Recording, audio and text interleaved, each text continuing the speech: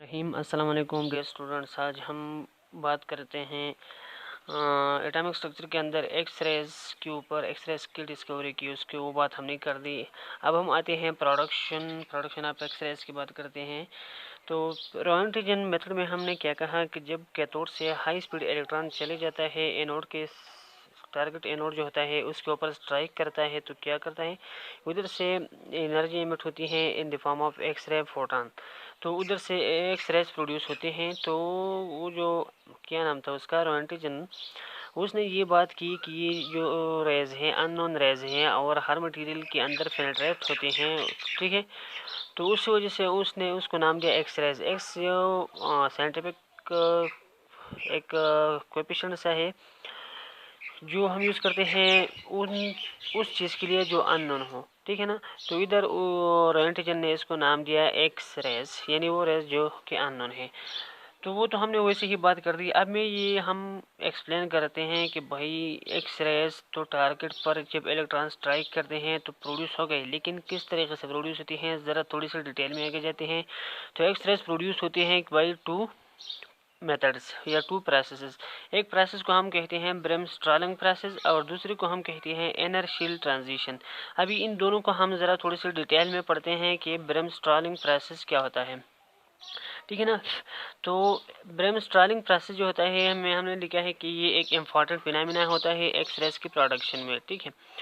जब एक electron atom के पास चला, एटम के करीब से गुजरता है, एटम को अप्रोच करता है, एटम के पास जाता है और फिर न्यूक्लियस के करीब से गुजरता है, न्यूक्लियस के करीब से गुजरता है, लेकिन ना न्यूक्लियस को टच करता है, ना जो इनर शेल में जो इलेक्ट्रॉन्स होते हैं यानी शेल इलेक्ट्रॉन्स को टच नहीं करता, उनके साथ कोलाइड नहीं करता, उनके ऊपर स्ट्राइक नहीं करता, लेकिन बगैर स्ट्राइक के वो न्यूक्लियस के करीब से गुजरता है, ठीक है ना। तो जब न्यूक्लियस के करीब से गुजरता है तो न्यूक्लियस के ऊपर पॉजिटिव चार्ज है, इलेक्ट्रॉन के ऊपर नेगेटिव चार्ज है, तो न्यूक्लियस की फोर्स उस पर लगती है, तो उसकी जो स्ट्रेट लाइन होती है जिसमें हो जाता है वो उससे न्यूक्लियस की तरफ क्या हो जाता है, डिफ्लेक्ट हो जाता है।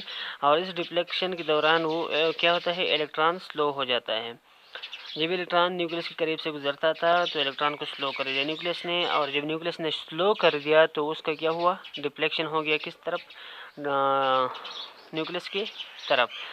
अब ये जो स्लो इलेक्ट्रॉन्स हैं ये बहुत तेज़ हाई स्पीड से जा रहे थे, उसके पास एनर्जी थी, जब वो स्लो हो गई तो वो एनर्जी लास्ट हो गई और वो एमिट हुई in the form of X ray photon के फॉर्म में, ठीक है, एक्स रे प्रोटॉन के फॉर्म में। अब एक्स रेज प्रोड्यूस जो इस तरीके से प्रोड्यूस होते हैं उसको हम कौन से एक्स रेज बोलते हैं, ब्रेमस्ट्रालिंग एक्स रेज बोलते हैं। और अप्रॉक्सीमेटली 80% एक्स रेज जो होते हैं where in X-ray beam के अंदर वो हो ब्रेमस्ट्रालिंग एक्स रेज होते हैं, यानी इस प्रोसेस से वो क्या होते हैं, प्रोड्यूस होते हैं या जनरेट होते हैं, ठीक है। अभी मैं आपको फिगर से बताता हूँ कि क्या होता है। अब देखिए ये एक एटम है, ये न्यूक्लियस है, ये इसकी शेल्स है, ठीक है ना। अभी क्या होगा, अभी ऐसा होता है कि प्राइमरी इलेक्ट्रॉन बीम, ये बीम इधर से आता है, एटम को अप्रोच करता है, जब एटम को अप्रोच करता है तो न्यूक्लियस के करीब से गुजरता है, तो इस पर न्यूक्लियस की फोर्स लगती है, न्यूक्लियस इसको क्या करता है, स्लो डाउन कर देता है और उसको डिफ्लेक्ट करता है टुवर्ड न्यूक्लियस। न्यूक्लियस अभी ये स्कैटर हो गया। अब ये जब हाई स्पीड में आ रहा था इधर स्लो हो गया, जब ये स्लो हो गया तो उसकी जो एनर्जी थी वो लास्ट हो गई, और वो किस फॉर्म में लास्ट हो गई, in the form of X-rays. ये रेज आपको नजर आते हैं कंटिन्यूस एक्स रेज की। तो ये जो प्रोसेस होता है एक्स रेज की प्रोडक्शन में, इसको हम कौन सा प्रोसेस कहते हैं, ब्रेमस्ट्रालिंग प्रोसेस कहते हैं, ठीक है। अब हम एक्स रेज प्रोडक्शन का दूसरा प्रोसेस पढ़ते हैं। दूसरा जो प्रोसेस है वो क्या है, एनर्शियल ट्रांजिशन। एनर्शियल ट्रांजिशन आपको नज़र आता है, देखिए कि जब एक हाई स्पीड इलेक्ट्रॉन होता है और किधर से आता है, कैथोड से आता है, और वो एक टारगेट मटेरियल के एटम के ऊपर स्ट्राइक कर देता है, उसके साथ कोलाइड कर देता है, ठीक है ना। तो जब वो स्ट्राइक करता है किसके ऊपर, टारगेट मटेरियल के एटम्स के ऊपर, तो उसका कोलिजन इनर्शियल इलेक्ट्रॉन के साथ होता है। जो शेल के अंदर इलेक्ट्रॉन होते हैं, इनर्शियल इलेक्ट्रॉन होते हैं, उनके साथ इसका कोलिजन होता है। तो वो जो इलेक्ट्रॉन के साथ कोलाइड हो जाता है तो इलेक्ट्रॉन को शेल से एजेक्ट कर देता है, वहाँ पर होल क्रिएट कर देता है। तो जब इधर इलेक्ट्रॉन की वैकेंसी क्रिएट हो गई, जब ये वैकेंसी क्रिएट हो गई तो इसको फिल करने के लिए इस field the vacancy is filled दो बार मैंने लिखा है, एक बार लिखना है, ठीक है। तो इसको फिल करने के लिए आउटर शेल से इलेक्ट्रॉन अभी नीचे की तरफ आएंगे। जब ये नीचे की तरफ आएंगे तो क्या करेंगे, एनर्जी को लॉस करेगी, और जो एनर्जी लॉस होगी वो किस फॉर्म में होगी, in the form of x ray photon की फॉर्म में होगी। ठीक है, तो ये जो एक्सरेस प्रोड्यूस हुई किस मेथड से, बाय इनर्शियल ट्रांजिशन मेथड से, प्रोसेस से, इसको हम कौन से एक्सरेस बोलते हैं, कैरेक्टरिस्टिक्स एक्सरेस बोलते हैं। इधर देखिए ये मेरे पास क्या है, ये एक एटम है, ये इसका न्यूक्लियस है। अभी प्राइमरी इलेक्ट्रॉन बीम आ गया, ये इनर्शियल है, इनर्शियल के इस इलेक्ट्रॉन को क्या किया, स्ट्राइक कर दिया। जब इसको साथ कोलिजन कर दिया तो ये इलेक्ट्रॉन को इधर से इजेक्ट कर दिया। जब ये इजेक्ट कर दिया तो ये एक इलेक्ट्रॉन ये था, एक वो वाला, दोनों आ गई, तो ये स्कैटर्ड इलेक्ट्रॉन हो गई। अभी ये एल शील है, ठीक है, के ये एल ये एम हो गई इस तरफ, ये वाले जो इसमें ये है के एल एम। ठीक है, तो क्या होगा, अभी ऐसा होगा कि के में जो इलेक्ट्रॉन था वो एजेक्ट हो गया।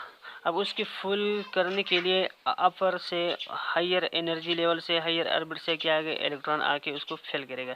तो ये जब इधर से इलेक्ट्रॉन आता है, एल से के की तरफ आता है या एम से के की तरफ आता है, तो इधर इसकी एनर्जी ज़्यादा है, इस एनर्जी लेवल के लिए कम एनर्जी की ज़रूरत होती है। तो जो एक्स्ट्रा एनर्जी है वो एमिट होगी in the form of characteristics x ray.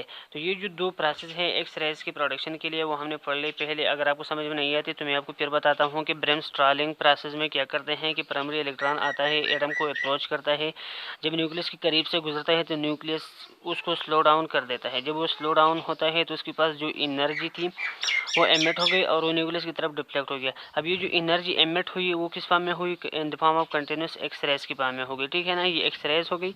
अब जो इनर्शियल ट्रांजिशन में क्या होता है कि प्राइमरी इलेक्ट्रॉन बीम है वो टारगेट मटेरियल जो होता है उसके एटम को स्ट्राइक करता है और कोलिजन करता है किसके साथ, इनर्शियल इलेक्ट्रॉन के साथ। तो इनर्शियल से इलेक्ट्रॉन इजेक्ट हो जाता है।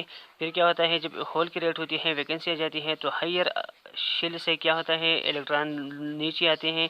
तो हायर शेल में उनके पास एनर्जी ज़्यादा होती है, इधर इसके लिए कम एनर्जी की ज़रूरत है। तो जो एक्स्ट्रा एनर्जी है वो एमिट होगी in the form of extra proton, और इसको हम कहते हैं characteristics X rays. Thank you very much. अल्लाह हाफिज़। अगर आपको मेरी वीडियो अच्छी लगी तो प्लीज़ लाइक और सब्सक्राइब ज़रूर कीजिए।